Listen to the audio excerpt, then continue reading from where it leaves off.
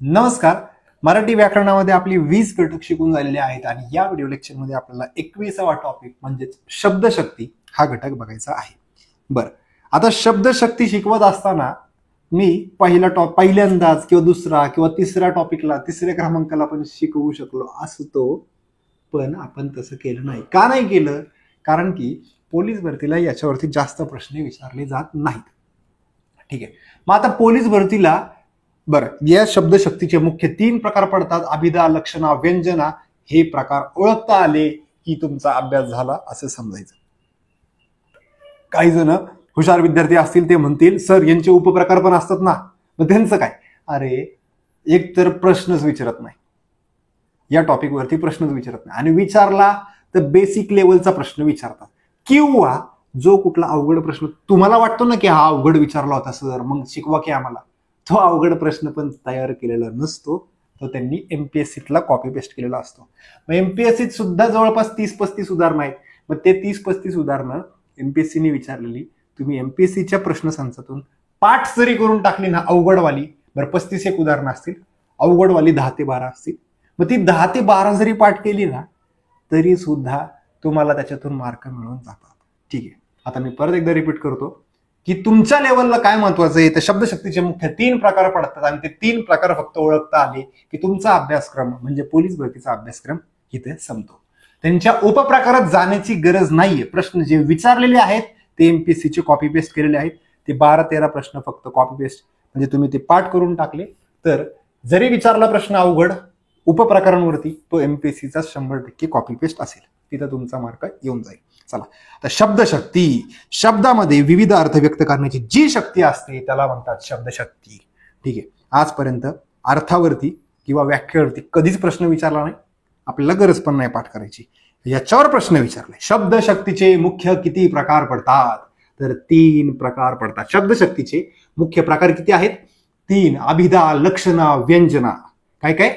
अभिधा, लक्षणा, व्यंजना. शब्दशक्तीचे मुख्य प्रकार 3. अभिधा, लक्षणा, व्यंजना. हे 3 उपप्रकार नाही, मुख्य प्रकार. आणि यांचे उपप्रकार असतील मित्रांनो, परत एकदा सांगतो, पुस्तकात दिलेले आहेत, मी इथं शिकवू सुद्धा शकतो, पण गरज नाहीये. पोलीस भरती लेवलला नाही विचारत, आणि जे विचारतात ते एमपीएससीचे कॉपी पेस्ट करतात.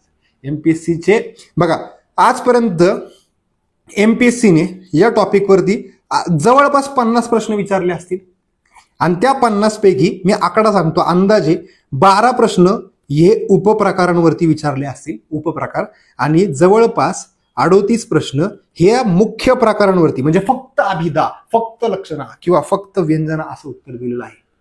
म्हणजे मुख्य प्रकारांवरती प्रश्न विचारला, आणि मोस्टली तुम्हाला याच्यातूनच रिपीट होतात, आणि जे विचारून झालेले तेच सारखे रिपीट करतात. मग राहिले उपप्रकारांचे 12-13 प्रश्न. मग ते 12-13 प्रश्न पाठ करणं सोपं आहे का यांचे सगळे उपप्रकार शिकून घेणं सोपं आहे? तुम्हीच विचार करा.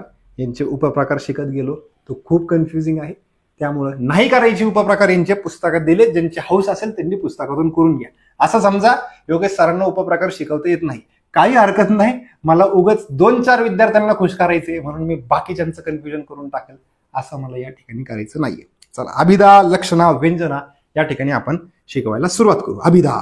आता अभिधाची व्याख्या विचारली आपल्याला, काय बघा, शब्द उच्चारल्याबरोबर विशिष्ट वस्तू डोळ्यासमोर येते त्यास अभिधा शब्दशक्ती असे म्हणतात.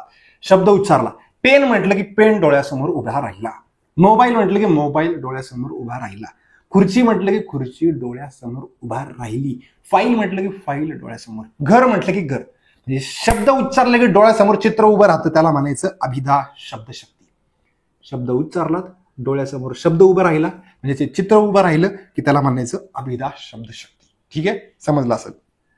अभिधामधून एकच आणि शब्दशः सरळ अर्थ व्यक्त होतो. घर म्हटलं की घर, पेन म्हटलं की पेन, गाडी म्हटली की गाडी, मोटर म्हटलं की मोटर. बस, सरळ जो शब्दात सांगितलाय तोच अर्थ घ्यायचा. सरळ असतो, शब्दशः असतो, त्याला म्हणायचं अभिधा शब्दशक्ती. चला, आता बघा, चप्पल म्हटली की डोळ्यासमोर एक चित्र उभं राहिलं, चप्पल, वही, लेखणी, कपाट, खडू, वृक्ष. म्हणजे हे जे चित्र उभा डोळ्यासमोर राहतं त्याला काय म्हणणार आपण? अभिधा शब्दशक्ती. शब्दशः अर्थ असतो, सरळ असतो, लपलेला अर्थ काढत नाही बसायचं बळच, लपलेला वगैरे अर्थ काढावा लागत नाही याच्यामध्ये. सरळ अर्थ घ्यायचा, त्याला म्हणायचं अभिधा शब्दशक्ती. अभिधानंतर येतो दुसरा लक्षणा. लक्षणालाच दुसरा शब्द आहे लक्षार्थ. बघा लक्षणामध्ये पण लक्ष ल आणि क्ष दिसतोय आणि लक्षार्थमध्ये ल आणि क्ष दिसतोय, त्यामुळे कन्फ्यूज करायचा पार्टच नाहीये. लक्षार्थ म्हणा किंवा लक्षणा म्हणा एकच आहे. कधी तुम्हाला उत्तर लक्षणा देतील, कधी तुम्हाला उत्तर देतील लक्षार्थ. कन्फ्यूज करून घ्यायचं नाहीये, दोन्ही एकच आहे. चला आता लक्षणा म्हणजेच काय तर जवळचा अर्थ घ्यायचा, शब्दशः नाही घ्यायचा अर्थ, जवळचा अर्थ घ्यायचा. बघा मागाशी मी म्हटलं चप्पल, चप्पल म्हटलं की डोळ्यासमोर चित्र उभं राहिलं, शब्दशः अर्थ घेतला मी चप्पल. आता लक्षणामध्ये शब्दशः अर्थ नाही घ्यायचा, पण त्या शब्दाच्याच जवळचा अर्थ असतो. आमच्या घरावरून हत्ती गेला. अरे घरावरून हत्ती गेला का? नाही, घराच्या जवळून गेला, घराच्या समोरून गेला. हा अर्थ आहे जवळचा. म्हणजे आपण बोलतो आमच्या घरावरून रेल्वे गेली. घरावरून रेल्वे गेली का? उडी मारून गेली का? अशी नाही. शब्दशः अर्थ घ्यायचा नाही, शब्दशः अर्थ घ्यावा लागत नाहीये, पण त्याच शब्दाच्या जवळचा अर्थ घ्यावा लागतो. त्यावेळेस त्याला म्हणायचे लक्षणा किंवा लक्षार्थ. एकच पण शब्दशः नसून जवळचा अर्थ व्यक्त होतो, त्याला म्हणायचं लक्षणा शब्दशक्ती. ठीक आहे. उदाहरणार्थ बघा आता, आमच्या दारावरून हत्ती गेला. आता हे दार आहे, दाराच्या वरून उडी मारून गेला का हत्ती? नाही गेला. म्हणजे शब्दशःचा अर्थ बसत नाहीये, पण काय अर्थ आहे मग? दारावरून म्हणजे दाराच्या समोरून गेला, दाराच्या जवळून गेला, हा अर्थ आहे. मग या शब्दाच्या जवळचा अर्थ घ्यावा लागतोय, म्हणून त्याला म्हटलं लक्षणा. लक्षणामध्ये काय होतं? शब्दशः अर्थ घ्यायचा नाहीये, पण त्या शब्दाच्या जवळचा अर्थ घ्यायचा आहे. ठीक आहे. पुढं आम्ही गहू खातो. आता गहू डायरेक्ट गावावरनं गहू आले, गहू डायरेक्ट खातो का आपण? तर नाही. आपण काय खातो? तर गव्हापासून तयार केलेली पदार्थ खातो, असं म्हणायचं आपल्याला. म्हणजेच आम्ही गहू खातो, या गव्हाच्या जवळचा अर्थ काय? गव्हापासून तयार केलेले पदार्थ खातो. म्हणजे शब्दशः अर्थ घ्यायचा नाही, पण त्याच शब्दाच्या जवळचा अर्थ घ्यायचा. त्यावेळेस म्हणायचं आम्ही गहू खातो. ठीक आहे. मी भालचंद्र नेमाडे वाचले. भालचंद्र नेमाडे वाचले म्हणजेच काय? त्यांच्या गजनीसारखं त्यांच्या शरीरावरती काय लिहिलेलं आहे का सगळं? म्हणजे इथं काहीतरी एक इथे ग्रंथ लिहिला, इथे ग्रंथ लिहिला, इथे काहीतरी लिहिलं, असं काहीतरी लिहिलं, त्यांचं शरीर वाचलं का आपण? नाही. मी भालचंद्र नेमाडे वाचले, याचा अर्थ काय घेणार आपण? मी भालचंद्र नेमाडे यांचं साहित्य वाचलं. म्हणजे नेमाडे यांच्या शब्दाच्या जवळचा अर्थ आपल्याला तिथे घ्यावा लागतो. शब्दशः नाही घ्यायचा, शब्दाच्या जवळचा अर्थ घ्यायचा आहे. त्यावेळेस म्हणणार आपण लक्षणा. पुढं जोंधळ्याला चांदणे लखडून जाते. आता हा एमपीएससीचा प्रश्न होता आणि तुम्हाला प्रश्न विचारला आणि उत्तर दिलं साध्यवसना गौणी लक्षण. आता बघा, हा साध्यवसना गौणी हा याचा उपप्रकार आहे, पण तो ऑलरेडी प्रश्न एमपीएससीने विचारला होता, तोच तुम्हाला कॉपी पेस्ट केला आणि आता परत विचारला तर परत हा प्रश्न टाकतील आणि तुम्हाला साध्यवसना गौणी लक्षणं हे उत्तर देतील. त्यामुळं हे आत्ताच पाठ करून ठेवा. साध्यवसना गौणी लक्षणं काय म्हण? जोंधळ्याला चांदणे लखडून जाते असा प्रश्न विचारला तर उत्तर काय येणार? साध्यवसना गौणी लक्षणं. हे पाठ करून ठेवा. हे परत रिपीट झालं तर असाच प्रश्न परत एकदा विचारणार. पुढं सीता गाय आहे. म्हणजे सीता गाय आहे म्हणजेच काय? खरंच गाय आहे का ती सीता? नाही. गायीसारखी मायाळू आहे ती किंवा गायीसारखी गरीब आहे ती असं म्हणायचे. पण हातातला लपलेला अर्थ म्हणजे किंवा जवळचा अर्थ तो झाला, पण हा पण प्रश्न तुम्हाला विचारलाय आणि त्याचं उत्तर काय दिलंय? उपादान लक्षणा. आता हा पण प्रश्न एकदा पाठ करून ठेवा. बघा लक्षणा तर कसं आहे ते मी तुम्हाला सांगितलं. सीता गायीसारखी मायाळू आहे किंवा गायीसारखी गरीब आहे, हा झाला लक्षणा. पण उपादान लक्षणा मी उपप्रकार शिकवणार नाही या मित्रांनो. मी तुम्हाला आधीच सांगतो, गरजच नाहीये पोलीस भरतीला उपप्रकार शिकवण्याची, कारण की ऑलरेडी एक 50 प्रश्नपत्रिका चेक केल्याच्या नंतर 4 किंवा 5 प्रश्नपत्रिका सापडतील ज्या प्रश्नपत्रिकांमध्ये या टॉपिकवर प्रश्न विचारले, आणि त्यातले पण 4 प्रश्नपत्रिकांमध्ये विचारला असेल ना तर अशी 4च्या पॉसिबिलिटी अशी असेल की मुख्य शब्दशक्तीवर प्रश्न विचारलाय, म्हणजे अभिधा, लक्षणा, व्यंजना, आणि क्वचित प्रसंगी असं होतं की त्याच्या उपप्रकारावरती एखादा प्रश्न विचारला. ठीक आहे. पुढे लक्षणा. बरं, अभिधा पॉईंट कंप्लीट झाला, लक्षणा कंप्लीट झाला. आता व्यंजना बघायचं. मी परत एकदा रिपीट करतो बघा. अभिधा म्हटलं की शब्दशः अर्थ घ्यायचा. शब्दशः. बाटली म्हटलं की बाटली, चप्पल म्हटलं की चप्पल, वृक्ष म्हटलं की वृक्ष, पेन म्हटलं की पेन, शब्दशः अर्थ घ्यायचा. लक्षणा म्हटलं आमच्या घरावरून हत्ती गेला, आमच्या घरावरून ट्रेन गेली, सीता गाय आहे, शब्दशः घ्यायचा नाही अर्थ, पण शब्दाच्या जवळचा अर्थ घ्यायचा. ठीक आहे, त्याला म्हणणार लक्षणा. आणि व्यंजना म्हणजेच काय? शब्दशः अर्थ निघतच नाही, डायरेक्ट निघतो, पण अर्थ जो म्हणजे बोलताना जो अर्थ सांगायचा असतो तो अर्थ वेगळाच असतो. त्यावेळेस त्याला म्हणायचे व्यंजना किंवा त्यालाच म्हणतात व्यंगार्थ. काय म्हणायचं? व्यंगार्थ. आता बघा नीट सांगा. मुख्य अर्थ आणि त्यासोबत इतर अर्थ व्यक्त होतात, बाकीचे पण अर्थ व्यक्त होणार आहेत त्याच्यामध्ये, त्यावेळेस म्हणायचं व्यंजना किंवा त्याला म्हणायचं व्यंगार्थ. बघा आता उदाहरण, घड्याळात 6 वाजले. आता याचा अर्थ काय झाला? घड्याळात 6 वाजले, घड्याळात 10 वाजले, घड्याळात 12 वाजले, घड्याळात 3 वाजले, किती का वाजना, असलं उदाहरण जर आलं तर त्याचा अर्थ काय होतो? व्यंजना, व्यंगार्थ. का? कारण की बघा परत एकदा रिपीट करतो, अभिधा म्हणजे शब्दशः एकच अर्थ, लक्षणा म्हणजे एकच अर्थ होतो पण त्या शब्दाच्या जवळचा अर्थ होतो, आणि व्यंजना याच्यामध्ये भलताच अर्थ होतो, म्हणजे एकापेक्षा जास्त पण अर्थ होऊ शकतील पण त्या शब्दासारखा अर्थ नसतो, शब्दापेक्षा वेगळा अर्थ असतो. बघा आता घड्याळात 6 वाजले याचा अर्थ काय होऊ शकतो? अभ्यास करण्याची वेळ झाली असेल, लहान मुलं असेल तर, जर घरातली स्त्री असेल तर स्त्रीसाठी स्वयंपाक करण्याची वेळ असेल, किंवा दिवे लावण्याची वेळ झाली असेल, किंवा घरी परत जाण्याची वेळ झालेली असेल. काही अर्थ होऊ शकतो या वाक्याचा. घड्याळात 6 वाजली म्हणजे ज्यावेळेस एकापेक्षा जास्त अर्थ निघतात किंवा शब्दशः तोच अर्थ नसतो त्यावेळेस त्याला म्हणायचं व्यंजना किंवा व्यंगार्थ. काय म्हणणार? व्यंजना किंवा व्यंगार्थ. पुढं, विशेषतः काव्याला सूचकता आणणारी. बरं, हे वाक्य तुम्ही जर एमपीएससीचे प्रश्न चाळले तर चेक करा, आहे तसं एमपीएससीने विचारलं होतं, आहे तसा प्रश्न एमपीएससीचा तुम्हाला पोलीस भरतीला कॉपी पेस्ट करून टाकला, पाठ करून टाका. व्यंजना याचं वैशिष्ट्य आहे, विशेषतः काव्याला सूचकता आणणारी व काव्य अधिक परिणामकारक करणारी शब्दशक्ती कोणती? व्यंजना. काव्य शब्द लक्षात ठेवा, काव्य कीवर्ड आहे, काव्य आलं की व्यंजना. काव्यामध्ये पण व्य आहे आणि व्यंजनामध्ये पण व्य आहे, असं कीवर्ड लक्षात ठेवला तरी चालेल. ठीक आहे, काव्याला सूचकता आणणारी कुठली शब्दशक्ती आहे? व्यंजना. पुढं, मी आता मुक्याचे व्रत सोडणार नाही. आता या वाक्यातून 2 अर्थवाक्य होतात बघा. मुक्याचे व्रत सोडणार नाही हा तुम्हाला विचारलाय प्रश्न, ऍक्च्युअली एमपीसीचा कॉपी पेस्ट केलाय आपण. मुक्याचे व्रत सोडणार नाही म्हणजे मी बोलणारच नाहीये, हा व्रत केलेला आहे मी, हा उपवास केलेला आहे, त्याला म्हणणार मी आता मुक्याचे व्रत सोडणार नाही. ठीक आहे, हा एक अर्थ झाला, शब्दशः अर्थ झाला, म्हणून त्याला म्हटलं अभिधा. ठीक आहे, आता दुसरा अर्थ काय? मी आता मुक्याचे व्रत सोडणार नाही म्हणजेच पुस्तकात सरळ सरळ स्पष्टीकरण दिलेलं आहे याचं, म्हणजे चुंबन घेणार असा अर्थ होतो त्याचा. मग याचे 2 अर्थ होतात, या वाक्याचे 2 अर्थ होतात, म्हणून सरळ शब्दशः होते म्हणून त्याला अभिधा म्हटलेले, अभिधामूलक. आणि व्यंजना म्हणजे दुसरा सुद्धा अर्थ होतोय म्हणून व्यंजना. ज्यावेळेस 2 एकापेक्षा जास्त अर्थ जरी निघले ना तरी तुम्ही त्याला म्हणणार व्यंजना. काय म्हणणार? व्यंजना. पुढं, आता तुम्हाला अभिधा, लक्षणा, व्यंजना काय असेल कळालं असेल. मी एकदा परत शॉर्टमध्ये सांगतो. अभिधा म्हणजे शब्दशः एकच अर्थ, वही म्हटलं की वही, पेन म्हटलं की पेन, कपाट म्हटले की कपाट, चप्पल म्हटले की चप्पल, बूट म्हटलं की बूट. शब्द आला आणि त्याच्या समोर शब्दासोबत एक चित्र डोळ्यासमोर उभं राहिलं, शब्दशः अर्थ जर भेटत असेल अभिधा म्हणायचं. लक्षणा म्हणजे शब्दशः नाही पण शब्दाच्या जवळचा अर्थ घ्यायचा. आणि व्यंजना म्हटलं तर काय? भलताच अर्थ, म्हणजे एक अर्थ तर भेटणारच आहे आणि अजून तिसराच अर्थ सुद्धा भेटणार आहे. बघा, अभिधामधून एकच आणि शब्दशः सरळ सरळ अर्थ व्यक्त होतो. चप्पल, वही, पेन, बिल्डिंग, घर, बंगला. लक्षणा एकच पण शब्दशः नसून त्या शब्दाच्या जवळचा अर्थ व्यक्त होतो.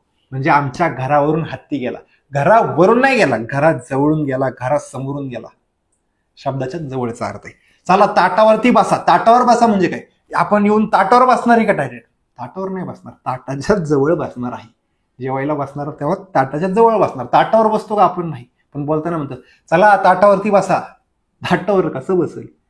काय झालं मग? हे लक्षणा, शब्दाच्या जवळचा अर्थ झाला. पुढं, आणि व्यंजना म्हणजेच काय? मुख्य अर्थ तर एक निघणारच आहे आणि त्यासोबत इतर अर्थ सुद्धा व्यक्त होणार, म्हणजे एकापेक्षा जास्त अर्थ निघाले की म्हणायचं व्यंजना. बास.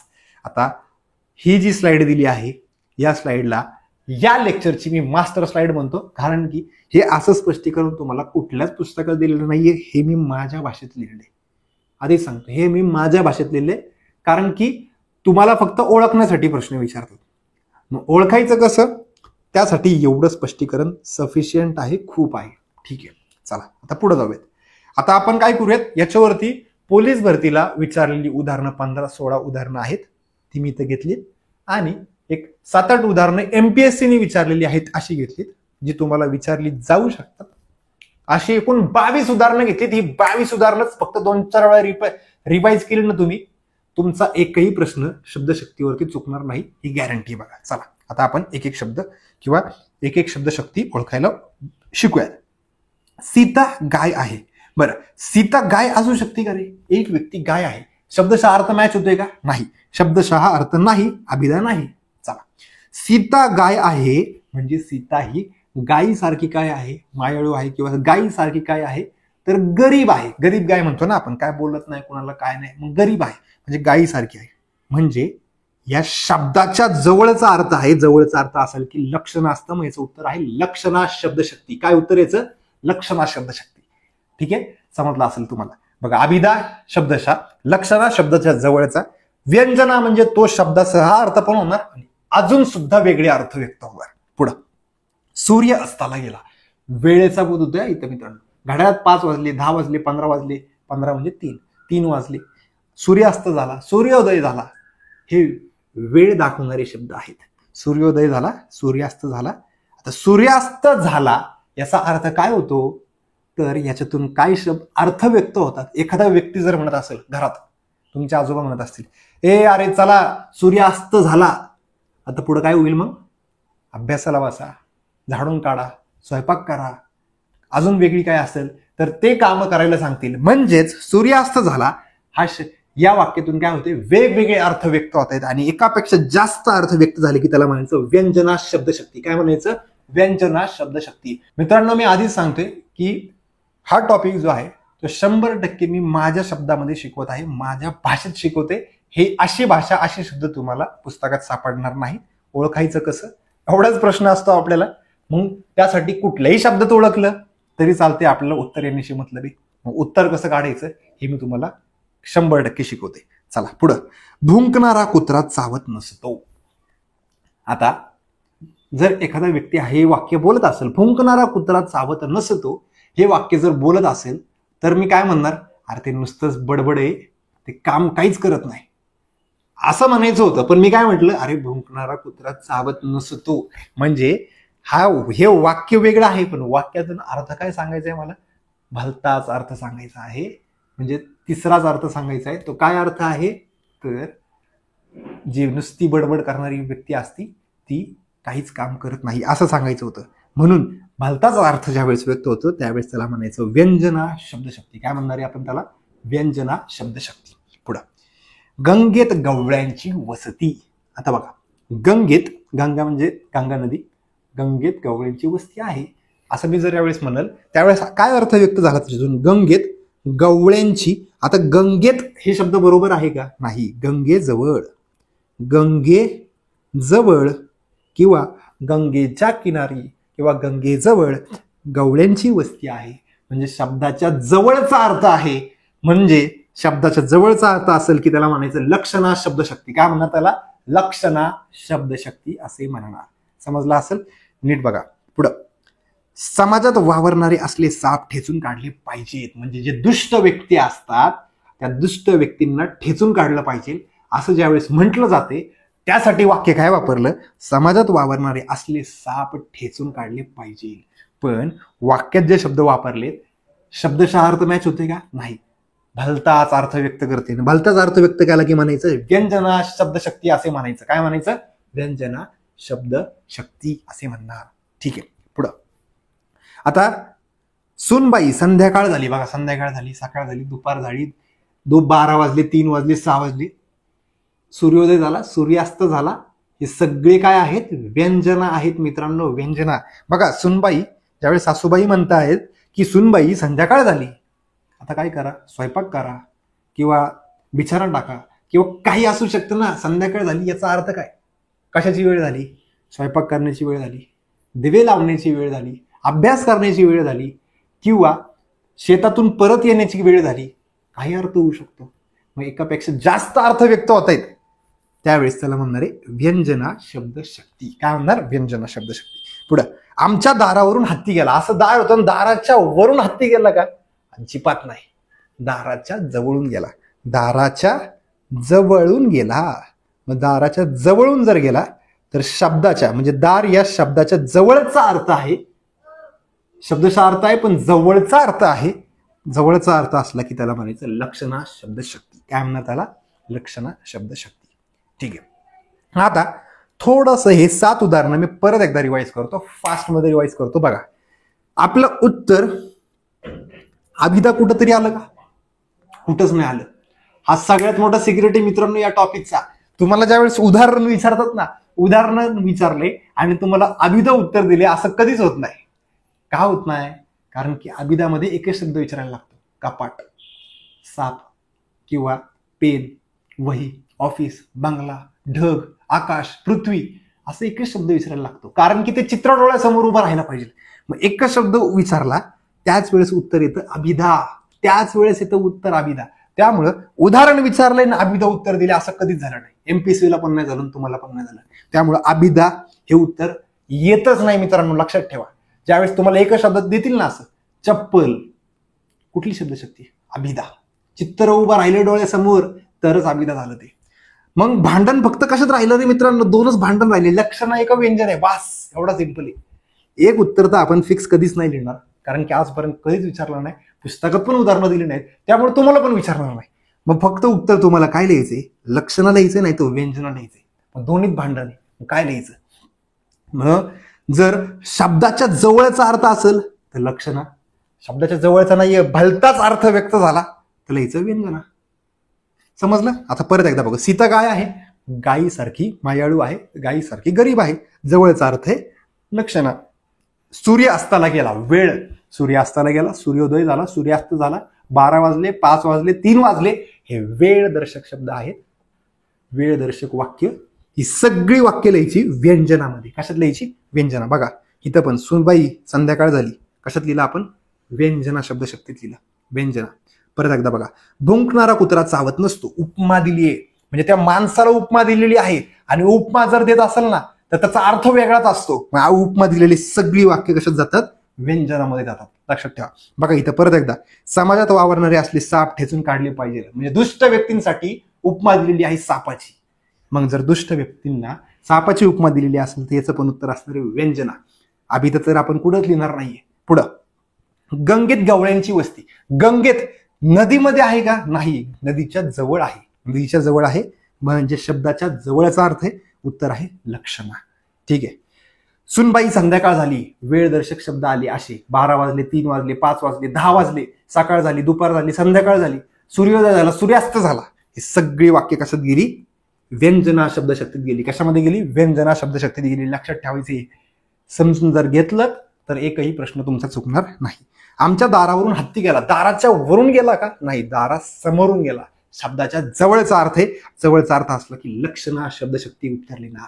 ठीक आहे मित्रांनो, मला तरी वाटत नाही तुम्ही अशा प्रकारे कुठं शिकला असाल हा टॉपिक, असं मला तरी वाटत नाहीये. बघा ठीक आहे, चला आता पुढचा पॉईंट बघूयात. 22 उदाहरणं घेतलीत मी, 7 झालीत, 8वं बघूयात. गोरगरिबांचे रक्त शोषणाऱ्या या जळवा शोषून ठेचून काढल्या पाहिजे. जळवा उपमा दिली आहे. बघा दोन प्रकारे हे उदाहरण सोडवतो. पहिलं तर अभिदा येणारच नाहीये, एकच शब्द ते यायला पाहिजे अभिदाचं उत्तर. अभिदा येणारच नाहीये, मी अभिदा खोडूनच टाकला. चला आता भांडण फक्त लक्षणा व्यंजन या दोघातच आहे. गोरगरिबांचे रक्त शोषणारे या जळवा ठेचून काढले पाहिजे. आता मी जळवा बाहेर काढून ठेचून काढणार आहे का? नाही. शब्दशः अर्थ किंवा शब्दाच्या जवळचा अर्थ व्यक्त होत नाहीये. म्हणजे माणसांना उपमा दिलेली आहे त्याच्यामध्ये की या माणसांना, म्हणजे जे दुष्ट माणसं आहेत ना, त्या दुष्ट माणसांना ठेचून काढलं पाहिजे. म्हणून उपमा दिलेली वाक्य व्यंजनात जातात किंवा तिसराच अर्थ व्यक्त करणारी वाक्य व्यंजनात जातात. ठीक आहे. पुढं आम्ही गहू खातो. गहू खातो म्हणजे काय? गव्हापासून तयार केलेले पदार्थ खातो.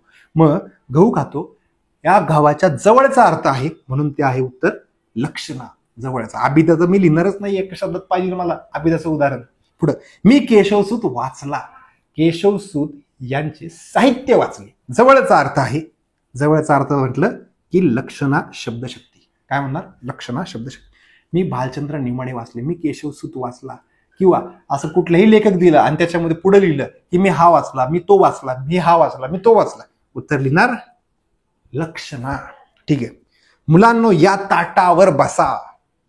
जेवायला बोलवते आपण, ताटावर बसा. अरे कुठला मुलगा जेवायला आल्याच्या नंतर ताटावर बसणार आहे? ताटा जवळ बसा, जवळचा अर्थ आहे म्हणून लक्षणा उत्तर येणार. याचं काय येणार? लक्षणा. पुढं, हा माणूस वाघ आहे. वाघ आहे, उपमा दिली आहे मित्रांनो. हा कीवर्ड आहे मित्रांनो. हा तुम्हाला कुठल्या पुस्तकात वाचायला नाही भेटणार.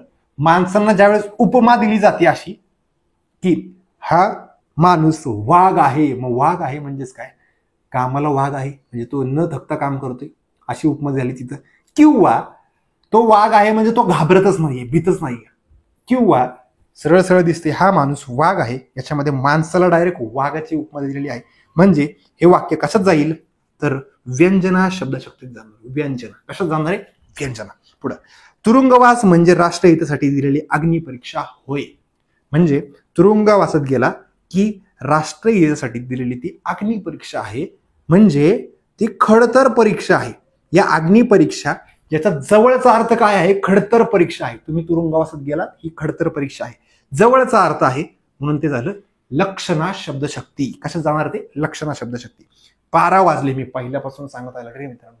12 वाजले, 3 वाजले, सकाळ झाली, दुपार झाली, संध्याकाळ झाली, सूर्योदय झाला, सूर्यास्त झाला, सांजावले, हे सगळे कशात जातात? व्यंजनात जातात. कशात जाणार? व्यंजन. 12 वाजले, शाळेत जाण्याची वेळ झाली, डबा खाण्याची वेळ झाली, जेवणाची वेळ झाली किंवा बाहेर जाण्याची वेळ झाली, असे कित्येक अर्थ याच्यातून व्यक्त होऊ शकतात. अनेक अर्थ व्यक्त झाले की व्यंजना शब्दशक्ती हे त्याचं उत्तर असतं.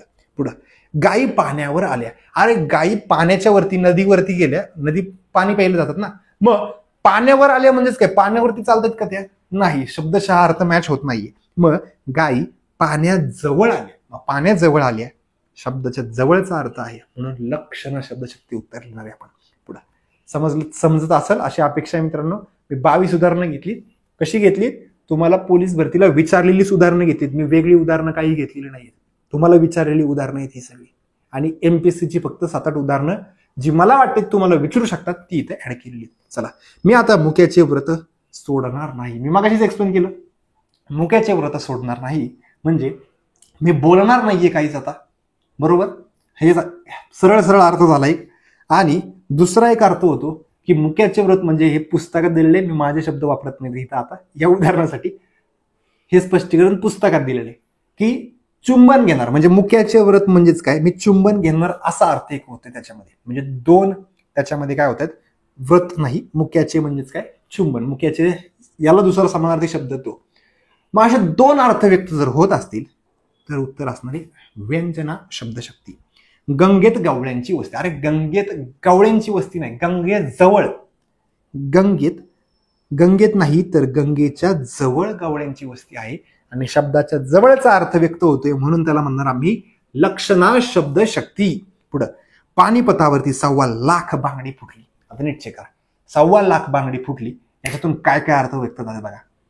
1.25 लाख सैन्य मारलं गेलं हा एक अर्थ व्यक्त होतोय, तो त्याच्यात कुठंच लपलेला नाहीये पण अर्थ व्यक्त होते.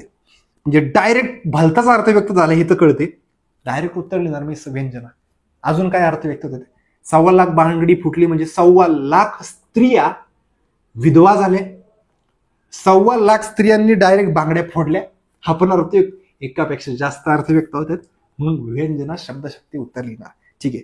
दारावरून रेल्वे गेली. दार होता असं दाराच्या वरून रेल्वे गेली का? नाही, दाराच्या जवळून गेलेली आहे.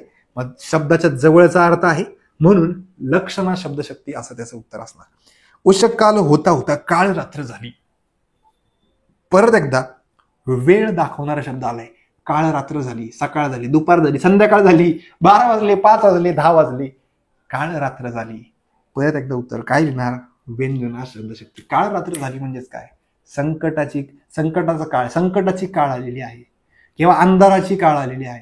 म्हणजे काही अर्थ व्यक्त होऊ शकतात त्याच्यामध्ये, त्या परिस्थितीच्या नुसार असणार आहेत ते. फक्त आपल्याला इथं काय कीवर्ड आहे? वेळ दाखवणारा शब्द आला. काळ रात्र, सकाळ झाली, दुपार झाली, सांजावले, उजाडले, संध्याकाळ झाली, हे सगळे शब्द कशात जाणार? व्यंजन हा शब्दशक्तीमध्ये जाणार. चला पानावर बसा. अरे पानावरती बसा म्हणजे जेवायला बसा म्हणतात. बाबा जेवायला साठी पान ठेवले, त्या पानावरती येऊन बसणार आहे का कोण? नाही. पानावर बसा म्हणजे पानाच्या जवळ येऊन बसा.